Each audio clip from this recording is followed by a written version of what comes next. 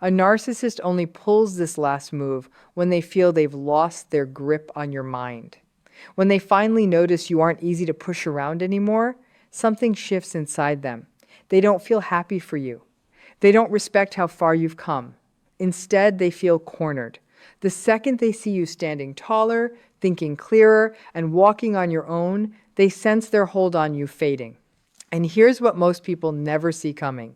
This realization usually triggers one final attempt to pull you back in. There is something deeply unsettling about narcissistic behavior that often stays hidden until it hits you personally. When their usual tricks stop working, they don't simply walk away. They set up one last play.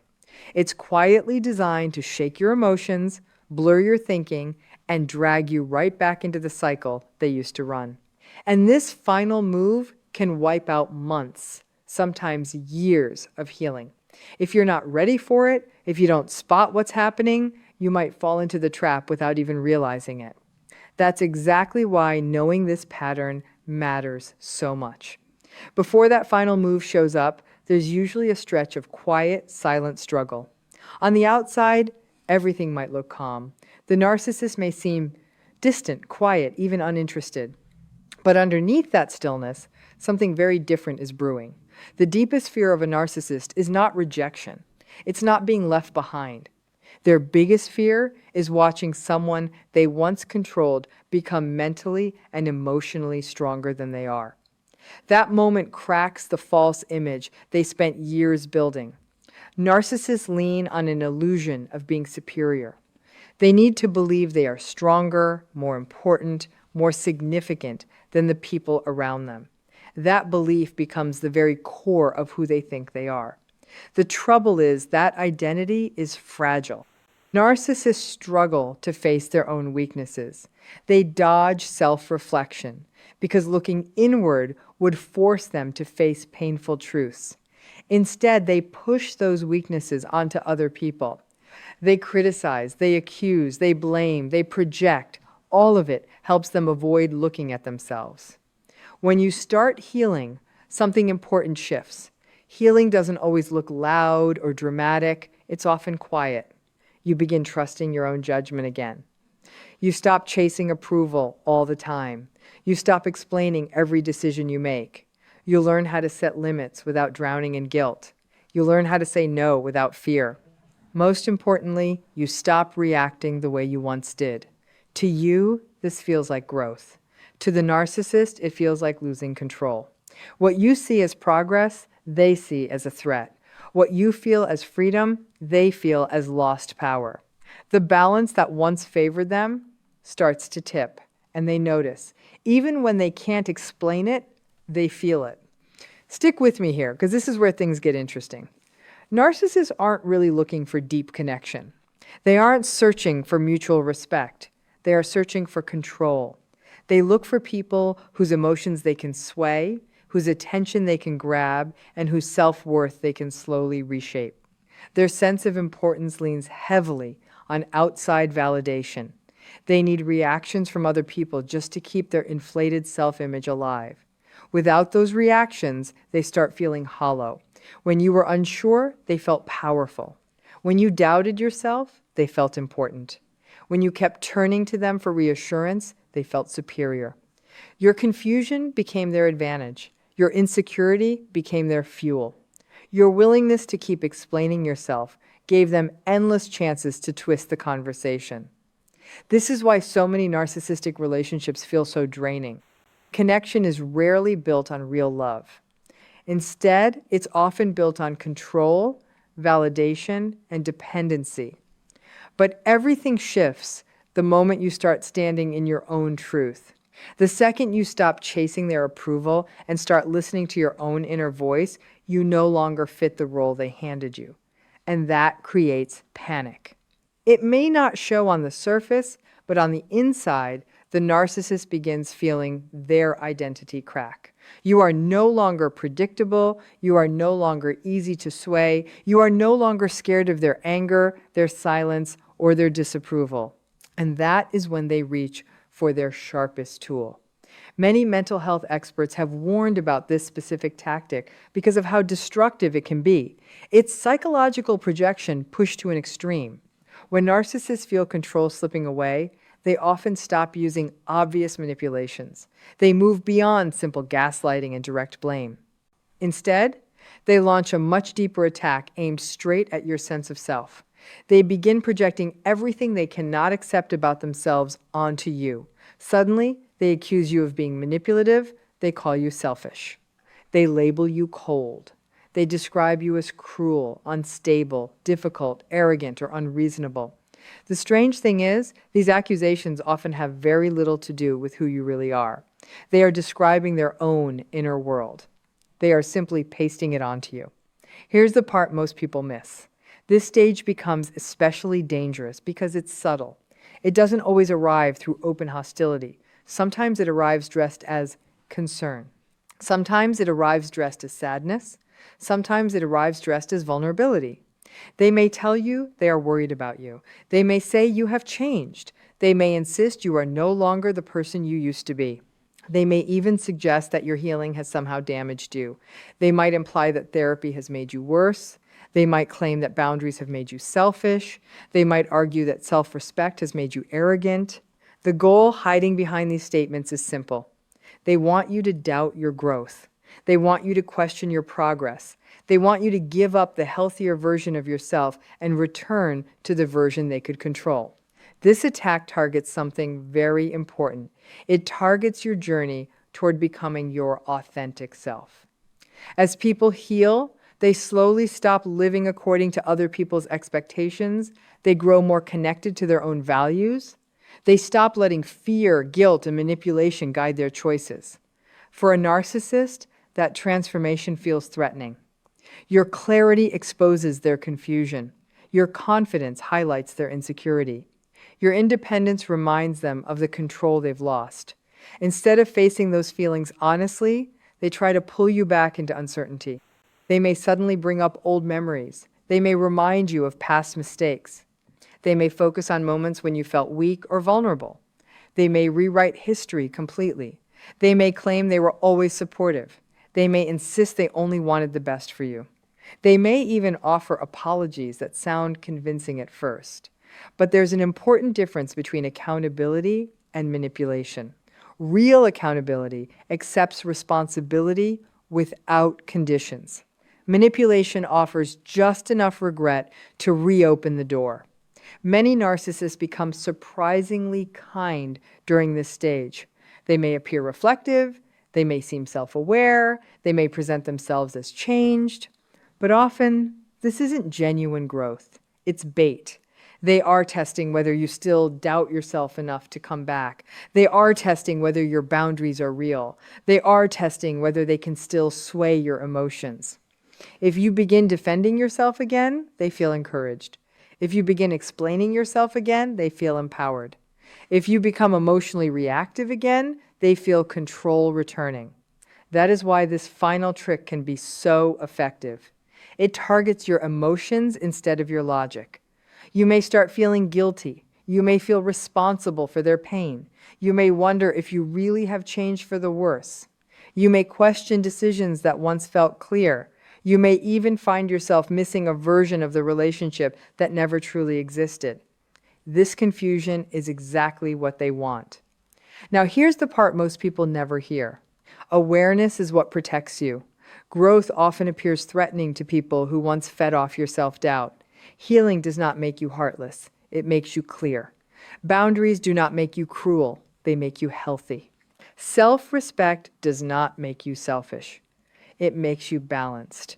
The moment you recognize projection for what it is, it starts losing its grip. When you understand that their accusations are reflections of their own struggles, you stop soaking them in as truth. When you stop accepting responsibility for emotions that do not belong to you, the manipulation weakens.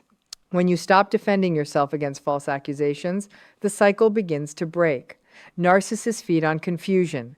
Clarity is their weakness. They feed on emotional reactions. Calmness drains their power. They feed on endless arguments. Refusing to engage removes their fuel. This is why the narcissist's final move often feels so dramatic. It is not strength, it is desperation.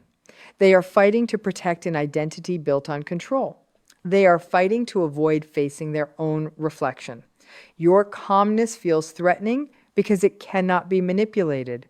Your silence feels threatening because it cannot be controlled. Your confidence feels threatening because it no longer depends on their approval. None of this is cruelty, it is proof of growth. It is proof that you have outgrown the role they needed you to play. And once you truly understand that, something remarkable happens. You stop trying to convince them. You stop trying to prove your intentions. You stop trying to gain understanding from someone who benefits from misunderstanding you. You stop explaining your growth to someone who fears it. You stop sacrificing your peace to keep a connection built on control alive. Instead, you choose something different. You choose clarity. You choose self-respect. You choose peace. And that choice changes everything. The truth is, real strength does not come from controlling other people. Real strength comes from understanding yourself. It comes from accepting every part of who you are. It comes from standing firmly in your truth, even when others try to twist it. When you keep moving forward without engaging in the narcissist's final manipulation, you complete a cycle they cannot follow. They may leave, they may return later, they may try different tactics, they may look for new ways to stir up old emotions. But once you clearly see the pattern, it never has the same power again. You stop reacting from fear, you stop reacting from guilt, you stop reacting from confusion. You begin responding from awareness. And awareness changes everything, because awareness lets you spot manipulation before it reaches your heart. Awareness lets you see projection before you accept it as truth. Awareness lets you stay connected to reality when someone else is trying to distort it. That is the moment their control truly ends. Not when they leave, not when they apologize, not when they finally understand. Their control ends when you stop needing them to define who you are. And once that happens, the final move loses its power completely. You become stronger than the fear they once used against you. You become stronger than the guilt they once placed on you. You become stronger than the confusion they once created. Most importantly, you become free. And freedom is the one thing a narcissist can never control. Listen closely, because this next part is something most people overlook. When this kind of pressure no longer works, they move to their next strategy. They begin talking about the past in a way that sounds emotional, sincere, and deeply personal. They bring up old memories. They remind you of shared experiences. They talk about moments that once felt meaningful. They tell you they miss the way things used to be. They say you smiled more back then. They claim life felt easier before. They suggest that everything was better before you started focusing on yourself. At first, this can sound touching. It can sound like genuine reflection. It can even sound like love. But beneath the surface, something very different is often happening. They are not longing for the real you. They are longing for the version of you that was easier to influence. They miss the version of you that rarely questioned them. They miss the version of you that constantly gave without asking for anything in return. They miss the version of you that explained yourself endlessly while they offered very little understanding in return. They miss the version of you that ignored your own needs to keep the peace. Their goal is simple. They want your attention focused on the past instead of the future. They want you comparing your current self to the person you used to be before you develop stronger boundaries. They want you wondering whether your growth has somehow made you colder. They want you questioning the progress you worked so hard to achieve. And if you are not careful, this approach can be surprisingly effective. You may begin to feel nostalgic. You may start remembering only the good moments. You may find yourself longing for a time that seems simpler in memory than it really was in reality. You may confuse silence with peace. You may mistake self-sacrifice for love. You may even begin missing the person you used to be before you understood what was happening. And that is where the danger lives. The past becomes a trap when it is edited to look better than it really was. Painful experiences disappear from memory. Unhealthy patterns become blurred. What remains is a polished version of events that encourages you to return to something that was never truly healthy in the first place. But the most unsettling part arrives when this nostalgic strategy fails. When criticism no longer affects you and nostalgia no longer pulls you backward, they change again. Suddenly they appear vulnerable, suddenly they seem overwhelmed, suddenly they look exhausted, defeated, confused, or emotionally broken, and the timing is rarely accidental. The moment you finally begin standing strong is often the exact moment they appear to need you the most. They understand your heart, they understand what makes you care, they understand what creates feelings of responsibility inside you. They understand how deeply you value helping others. They understand your compassion, and they know exactly how to use it. Without warning, there is a crisis. Something has gone wrong, a problem appears, there may be emotional distress. There may be financial trouble. There may be family conflict. There may be loneliness, fear, uncertainty, or personal chaos. The details change. The pattern does not. The stronger you become, the more urgent their situation suddenly seems. And this is one of the most powerful forms of manipulation because it targets your best qualities. It targets your empathy. It targets your kindness. It targets your desire to support people who are struggling. They want you to believe that protecting yourself means abandoning them. They want you to feel guilty for putting your own well-being first. They want you to believe that maintaining boundaries is somehow selfish. As a result, they create a situation where you feel trapped between two choices: either continue your growth or rescue them from their discomfort. Many people do not realize how often this pattern repeats. Sometimes the very problems they need help with are problems they helped create. They make destructive choices. They ignore responsibilities. They create unnecessary chaos. They avoid accountability. Then, when the consequences arrive, they turn toward you. They ask for support. They ask for understanding. They ask for patience. They ask for sacrifice. And while it may appear that they simply need help, there is often something deeper happening underneath. What they really want is reassurance. They want reassurance that they still matter more than your boundaries. They want reassurance that they still have access to your time, your energy, your attention, and your emotional resources. Most importantly, they want proof. They want proof that your limits are not real. That is why they ask for things you clearly said you would no longer do. They request favors that cross established boundaries. They push for closeness after you asked for distance. They seek access after you created space. The requests are usually presented carefully. They describe them as small, temporary, harmless, reasonable. They tell you it is only this one time. They insist that the situation is different. They explain that nobody else understands.